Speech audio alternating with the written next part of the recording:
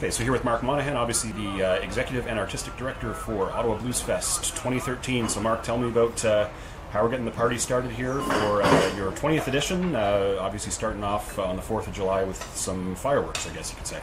Yeah, it's the setup's always sort of a long, bit of a long haul. Everyone is waiting for the music, but it takes about 2 weeks to actually get the thing to the point where we can actually have the bands play on the stages. So it's been a great setup.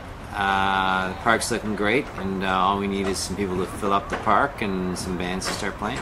Okay. Now you start the festival off right, obviously, with the Black Keys. Probably one of the bigger names on the lineup this year, and judging by sort of the polls that we were putting out, certainly one of the favorites among certainly our readers. So tell me about getting those guys back. Well, it was a late edition. We actually struggled to figure out who the opening night headliner was going to be, and we didn't actually confirm the Black Keys till probably well over a month after we announced the rest of the lineup. So that came together beautifully in the end. Those of you that were around a couple of years ago remember they played here just sort of on the cusp of their big album, before the big Grammy year for them. But of course last year they just sort of basked in the glory of that Grammy attention, and their here opening night should be a fantastic show. Way to open the festival. Okay. Now, as well as bands like the Black Keys, you've got a few very exclusive Ottawa engagements here. Bjork playing her first show ever in the capital. A few other sort of underground names like Ronnie Earl, who rarely leaves his home state. You've got them here. So tell me about some of the lengths that you had to go to get some of these exclusives, and what it means to have them added to the festival lineup here. Well, the beauty of having a 10-day event is it actually gives you sort of a fairly generous window of opportunity to gather together some acts.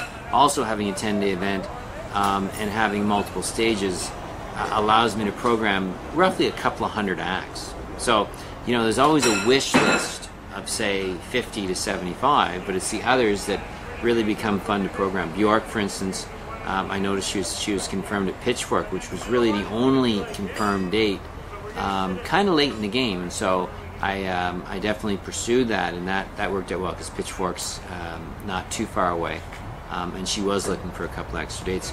Ronnie Earl I've been trying to get for years. In fact, had discussions with his agent / manager, and he's had some health issues in the past, but now he's feeling pretty good, and that was sort of on my hit list. And I believe he's also hooked up with Tremblant, so it's a bit of a puzzle, and you try to get others who are programming, you know, around the same time, maybe to go in on certain acts, and those two worked out for sure.